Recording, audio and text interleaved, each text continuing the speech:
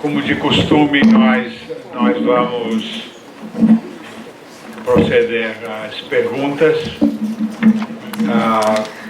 Ficou combinado com o professor Lematei que ele responderia em italiano. Os senhores obviamente viram que ele fala português muito bem, mas há uma certa vantagem em fazer a tradução, e nós vamos fazer assim: eu leria as perguntas e ele responderia em italiano e eu iria traduzindo. Eu lembro a todos o que todos sabem, que tradutore, traditore, o tradutor é um traidor, e de antemão me penitencio pelas muitas traições que serão consequência de minha tradução.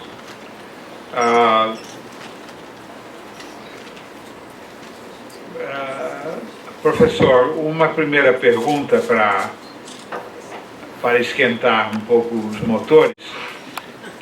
É verdade que o Papa Beato João XXIII, de certa forma, afastou a Cúria Romana, que era composta por cardeais mais conservadores, dos trabalhos conciliares, ou seja, afastou dos trabalhos conciliares aqueles cardeais que eram mais conservadores?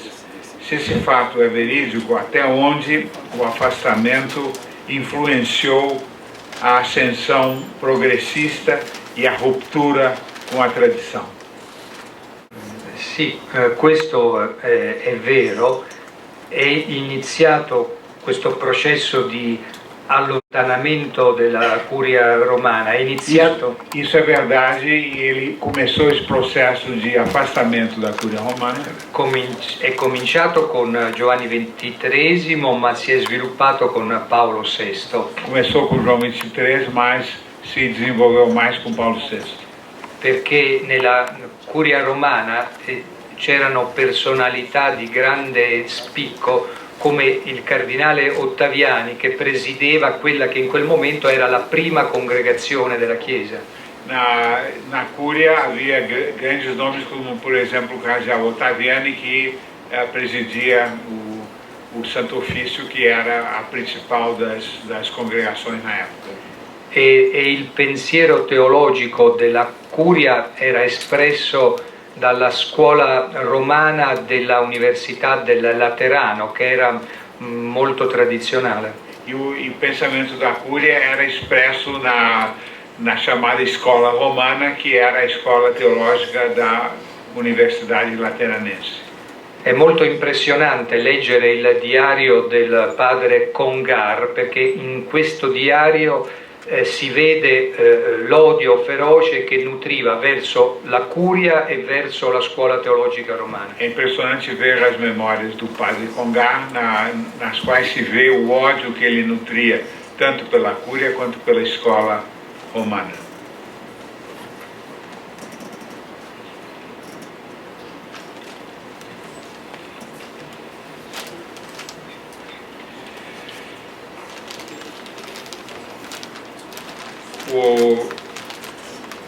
Qual a repercussão, o reconhecimento do papel de Dr. Plínio Corrêa de Oliveira no Concílio na Europa, a partir do que o senhor mostra tão claramente no seu livro? In Europa non è molto conosciuto il ruolo né del dottor Plinio e neanche dei due vescovi brasiliani. In Europa sembra che il problema del dibattito conciliare fosse un dibattito teologico tra la Curia e il Reno che si getta nel Tevere. Na Europa é pouco conhecido o papel tanto de Dr. Plínio quanto dos bispos brasileiros. predomina a noção de que o que se deu no concílio foi um debate entre a escola romana e o Reno que fluía para o Tibre, ou seja, daqueles prelados da Europa Central que tiveram um papel determinante do ponto de vista progressista. La realtà storica è un'altra. A realidade histórica é diferente. Il Vaticano II fu una lotta tra due minoranze, O Vaticano II foi uma luta entre duas minorias, una conservatrice e una progressista. uma conservadora e uma progressista. Ma esisteva una minoranza dentro la minoranza, Mas existia uma minoria dentro da minoria, che era la minoria mais intensa e determinata. que era a minoria mais intensa e determinada. La minoranza mais determinata progressista era impersonata da Don Helder Câmara. A minoria mais determinada do lado progressista era representada por Dom Helder Câmara.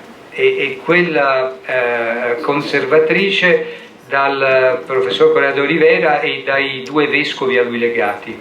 E do ponto de vista conservador, aquela representada pelo professor Correia de Oliveira e os dois bispos brasileiros a ele ligados. In questo senso il Concilio Vaticano II la storia del Concilio Vaticano II è una storia brasiliana. Nesse sentido, a história do Concílio Vaticano II é uma história brasileira.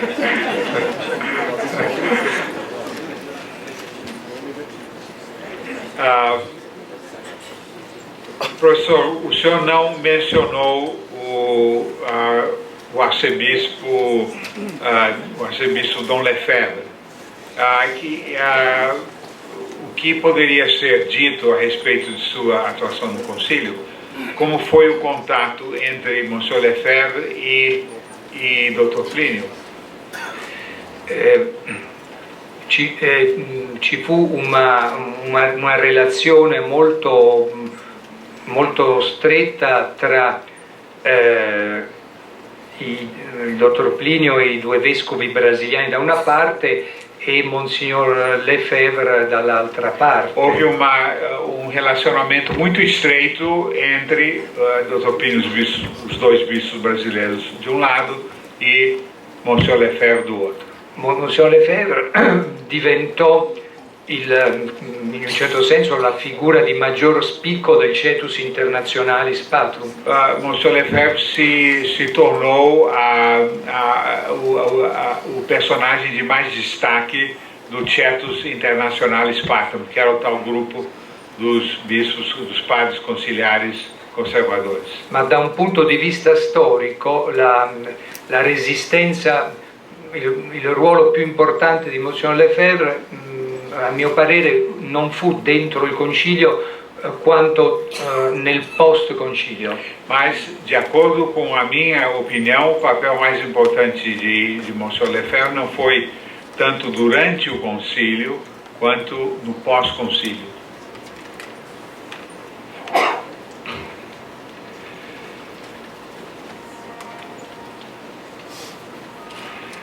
O Concílio Vaticano II não apresenta documentos relacionados ao exorcismo. Qual a relação entre o Concílio Vaticano e a diminuição do conhecimento da demonologia?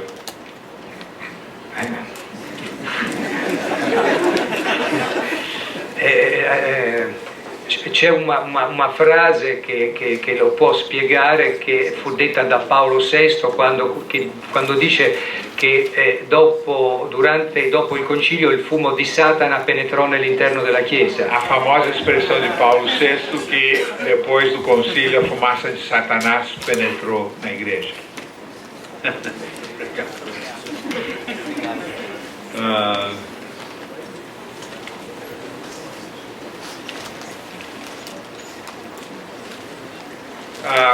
Qual a sua opinião, professor Dematei, na questão do Papa Francisco ser da região da América do Sul, porque ao longo da história da Igreja Católica os papas eram sobretudo da Europa e sobretudo italianos.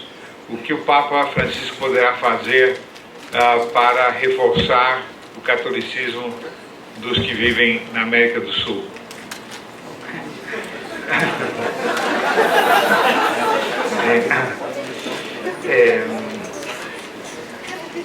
Un problema diciamo di Papa Francesco non è tanto di non essere italiano da un punto di vista nazionale, quanto di non essere romano da un punto di vista, diciamo, di una certa visione universale della Chiesa. Perdão, professor, eu estava selecionando as perguntas e me distraí completamente. Credo che il problema più grave non è che Papa Francesco non sia di nazionalità italiana. O problema mais grave não é que o Papa Francisco não seja di nazionalità italiana, ma che egli non è di spirito romano. Ma ele non tem spirito romano. Perché per esempio i vescovi di cui abbiamo parlato, Monsignor Sigaud e Maier e anche Monsignor Lefebvre, os bispos di cui falamos, Monsignor Sigaud, Monsignor Maier, Monsignor Lefebvre, furono formati nella Roma degli anni 30 del Novecento, nell'università gregoriana di quel tempo. Foram formados, por exemplo, na Gregoriana nos anos 30 e avevano uno spirito, pur essendo stranieri, avevano uno spirito romano. E apesar di estrangeiros, tinham um espírito romano. Appartenevano alla scuola teologica romana. Pertenciam à escola teológica romana. Già il cardinale Ratzinger appartiene a una scuola teologica, Papa Benedetto XVI appartiene a una scuola teologica che non è la scuola teologica romana. Già il Papa Benedetto XVI pertence a una scuola teologica che non è la scuola romana. Per quanto riguarda Papa Francesco, mi domando, non è ironia, non è sarcasmo, ma mi domando a quale scuola teologica appartiene. Com relação ao Papa Francisco, não é ironia, mas eu me pergunto a que escola teológica ele pertence. No, non è ironia, ne ho sentito nel senso che ho l'impressione che egli sia un uomo molto pragmatico, che non ha un programma teologico ben definito. Ele parece ser um homem muito pragmático que não tem um programa teológico definido.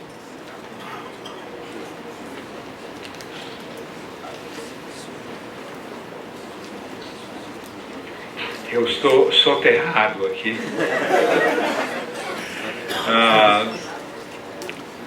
O senhor poderia, por favor, dizer algo sobre os efeitos nefastos da declaração Dignitatis Humanae sobre a liberdade religiosa?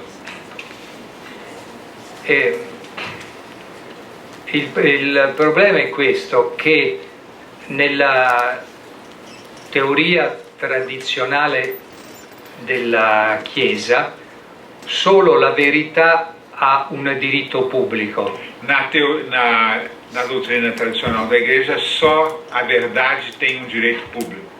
Ma la verità, proprio perché è verità, a verdade, propriamente porque é verdade, in alcuni casi particolari può anche tollerare la presenza di errori. Em alguns casos particulares pode tolerar a presença do erro.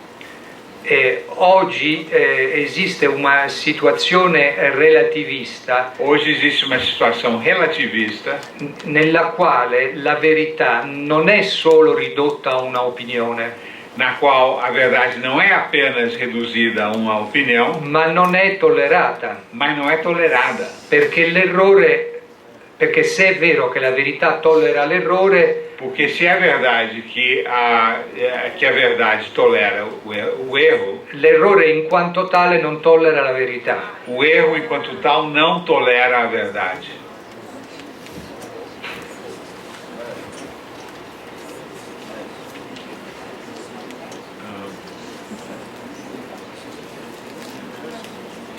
Bom, o senhor tem sido criticado por não defender a hermenêutica da continuidade e muitas vezes o seu nome é colocado com o da escola de Bolonha, que está do outro lado, do lado da esquerda, como aqueles que não aceitam a interpretação dada por Sua Santidade Bento XVI a respeito da hermenêutica da continuidade como interpretação do Concílio Vaticano. Io credo che neanche Papa Francesco segue l'ermeneutica della continuità. Eu acho que nem o Papa Francisco segue a hermenêutica da continuità.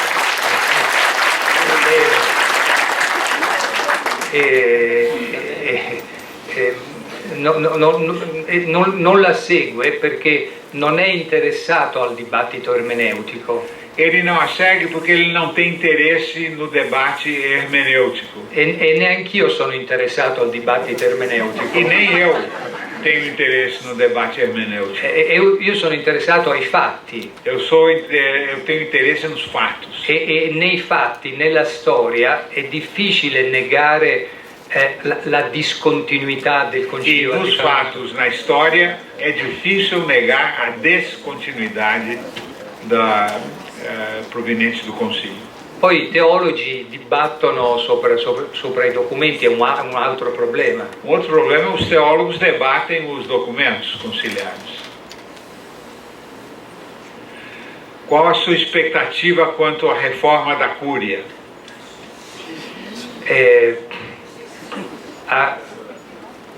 Lungo la storia, dai tempi della riforma protestante, la parola riforma è stata usata per intendere rivoluzione. A palavra reforma tem sido usada no sentido de revolução.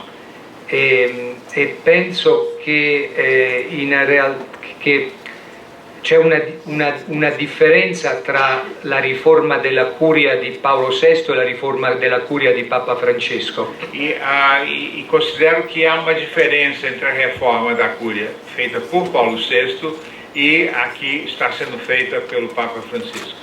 La riforma della curia post-conciliare di Paolo VI fu una centralizzazione della curia sotto la segreteria di Stato che sostituiva la congregazione della fede.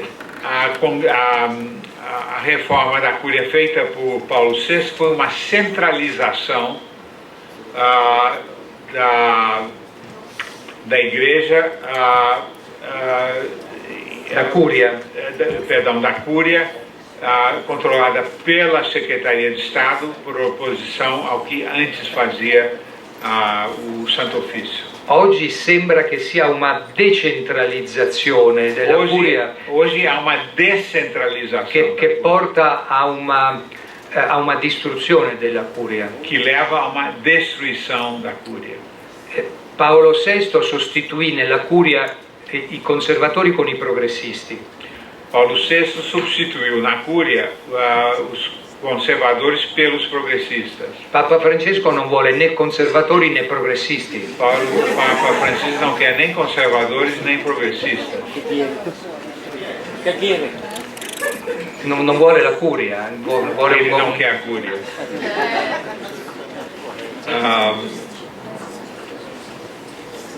Mudando um pouco de tema, o senhor poderia comentar a respeito do caso dos franciscanos da Imaculada, que estão sob intervenção de Roma? Io lo considero un caso molto importante. Considero um caso muito importante.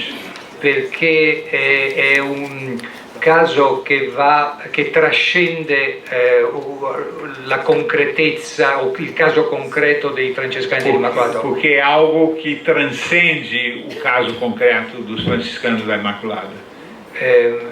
Mi sembra essere un intervento per sopprimere una voce di fedeltà alla tradizione. Me parece ser uma intervenção para suprimir uma voz de fidelidade à tradição. E quello che è interessante è che i francescani dell'Immacolata non sono tradizionalisti. E o que é interessante é que os franciscanos da Imaculada não são tradicionalistas.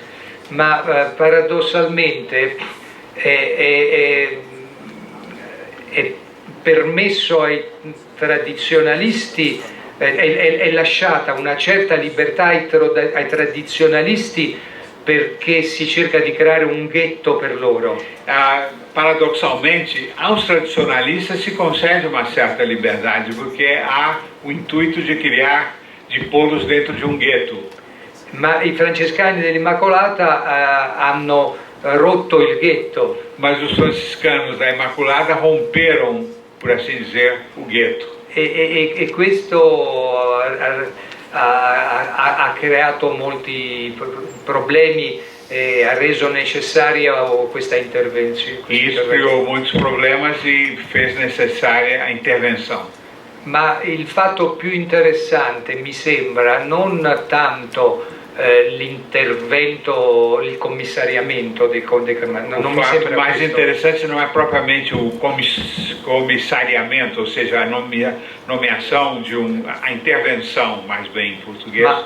Ma la reazione che si è manifestata. Mas a reação que se manifestou, tem se manifestado. E io approfitto di questo per ringraziare molti tra i presenti. Eu quero aproveitar a ocasião para agradecer a muitos dos presentes che firmarono una petizione in difesa e di protesta per questo. Que assinaram uma petição de protesto ao que está acontecendo. In 2 giorni già ha raggiunto 4.000 firme. In 2 dias já conseguimos 4.000 assinaturas. E quello che è interessante, vedendo tutti quanti è possibile vedere l'elenco sul web, è possibile vedere i nomi. No web si pode ver os nomes. E sono nomi italiani, brasiliani, americani, spagnoli. São italianos, brasileiros, americanos, espanholi. Di tutte le nazionalità. Di todas as nacionalidades. Questo dimostra che esiste una rete, un ambiente, una famiglia di anime cattoliche. Há uma família de almas católicas, isso mostra que há uma família de almas católicas. Collegata, collegata, attiva e resistente. E resistente. 2 parole in italiano. Sì.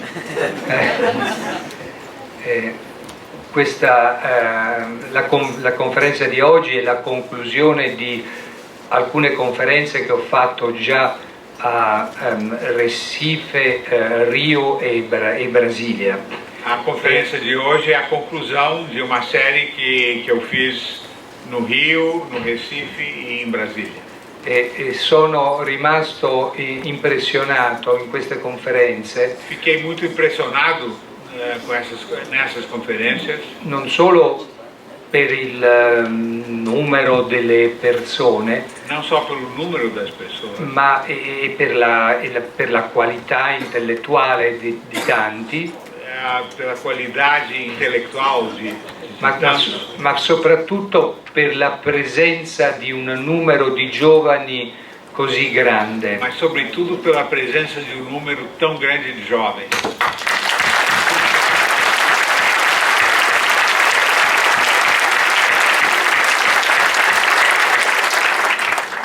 Questo in Europa non accade. In Europa non acontece. Poiché i giovani sono l'occhio del futuro, e porque os jovens são o olho do futuro, io interpreto questo come una grazia straordinaria della provvidenza, interpreto isso como uma graça extraordinária da providência, che incoraggia la nostra lotta, che incoraggia a nossa luta e che ci deve riempire di una immensa fiducia soprannaturale que nos deve encher de uma imensa confianza sobrenatural nell'orizzonte tragico dei nostri tempi. no horizonte trágico de nossos dias. Grazie ancora a tutti voi. Muito obrigado.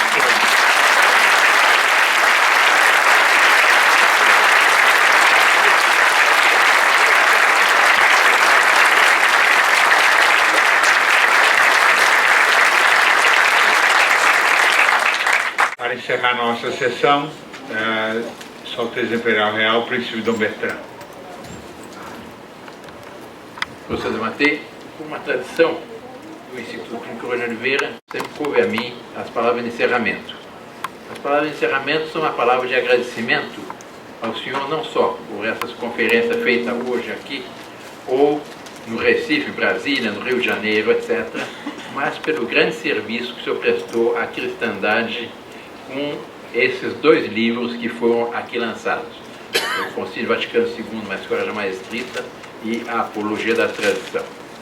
Eu tenho certeza que o Dr. Plínio Corrêa de Oliveira, inspirador do nosso Instituto, se estivesse vivo, ele agradeceria, ele felicitaria calorosamente por essa obra, porque de fato o senhor explicitou, do ponto de vista histórico, só mostrou o que foi o concílio. Havia um profundo mal-estar entre os católicos, fervorosos católicos militantes, com o concílio, mas as pessoas se inibiam em função de uma pressão, sobretudo exercida pelo progressismo, pela mídia, etc., a propósito do concílio. Qualquer coisa que se dissesse, não, isso é contra o espírito do concílio. Mas o espírito do concílio é uma coisa vaga e indefinida, mas que criava um profundo mal-estar. Havia hoje nós, com esse livro, isso se explicita, mostra-se o que foi esse concílio que o Dr. Plínio Corrêa de Oliveira, no seu livro Revolução e Contra-Revolução, diz que foi das maiores tragédias da história da cristandade. Porque, de fato, pelos frutos conhecereis a árvore. Qual foi o resultado do concílio? Infelizmente, entre os católicos, a propósito do ecumenismo, de nos aproximarmos dos protestantes, e atrairmos os protestantes, entre os católicos, a fé se evaneceu. Os seminários se esvaziaram. Hoje ainda o Dr. Caio contava um fato impressionante de numa cidade francesa, uma pessoa que chamou um sacerdote para dizer que a sua mãe não conseguiu nenhum sacerdote. Foi queixar seu bispo, o bispo respondeu: o que quer que eu faça? Eu sou bispo há 20 anos, eu já enterrei 120 padres e só ordenei um. Essa é a imensa tragédia. E assim, fatos, haveria muitos outros. Isso, nesses 2 livros, o senhor explicitou, o senhor mostrou objetivamente, do ponto histórico, como o senhor insistiu, com os fatos, o que foi o concílio. Mas também o senhor dá aí, para os católicos, uma esperança para o futuro. Isso foi a nota marcante do Dr. Plínio Corrêa de Oliveira. O próprio Dr. Plínio Corrêa de Oliveira, eu me recordo, o senhor fez referência aqui ao dia 25 de janeiro de 1959, nós, mais antigos, e seguidores do Dr. Plínio, Dr. Adolfo, Dr. Caio, Dr. Celso, Dr. Plínio Xavier, Dr. Eduardo, Dr. Paulo Brito, vários aqui estavam presentes numa semana de estudos do catolicismo, quando foi anunciado exatamente a convocação do concílio. As pessoas ficaram um pouco sem saber bem o que pensar. O Dr. Plínio Corrêa de Oliveira disse: não, isso infelizmente será uma tragédia, vai ser algo semelhante ao que foram os Estados Gerais na Revolução Francesa. E foi exatamente o que nós vimos. Contestou-se a doutrina católica, criou-se o caos, os católicos eram desconcertados e sem rumo. E ao mesmo tempo estabeleceu-se aquilo que muitos sentiam, que é a tirania do espírito do concílio. O senhor, com essa obra, o senhor rompeu essa tirania. E, com o complemento da Apologia da Tradição, o senhor mostrou como a Igreja Católica já passou por vales e montes, já passou por tantas tragédias, sobre referência ao caso de Santo Atanásio, no momento que só apenas 2 bispos mantiveram a fé, Santo Atanásio e Santo Hilário de Poitiers, mas o sensus fidei jamais se perdeu. As portas do inferno jamais prevaleceram. E com isso nos confirma na fé, porque as portas do inferno jamais prevalecerão. E a grande obra do professor Plínio Correia de Oliveira foi exatamente com a coragem mostrar o que foi essa tragédia, o que foi as consequências simplesmente desconcertantes desse período revolucionário, desses últimos 50 anos, mas, ao mesmo tempo, manter a esperança de que o que está prometido em Fátima, que por fim o Imaculado Coração triunfará, dizia Nossa Senhora em Fátima, que isso se realizará e não num período tão remoto. Todos nós vivemos essa tragédia, mas vivemos na certeza de que, apesar por maior que seja a crise, a Igreja vencerá, nós veremos o triunfo do Imaculado Coração de Maria e que as palavras do nosso Senhor Jesus Cristo, o mandato dado por nosso Senhor Jesus Cristo aos apóstolos, e evangelizar todos os povos, um dia se realizará. E que um dia, aqui nós rezando o Padre Nosso, tudo o que venha ao nosso vosso reino, seja feita vossa vontade, assim na terra como no céu, isso um dia deverá realizar-se. Nessa grande batalha, os seus 2 livros foram, eu considero, foram providenciais, e eu tenho certeza do céu, onde nós estamos convictos, nós temos certeza moral que o Dr. Plínio Correia de Oliveira está, o Dr. Plínio certamente estará lhe felicitando e obtendo da Santa Virgem a recompensa que o senhor merece por essa obra. Professor, muito obrigado.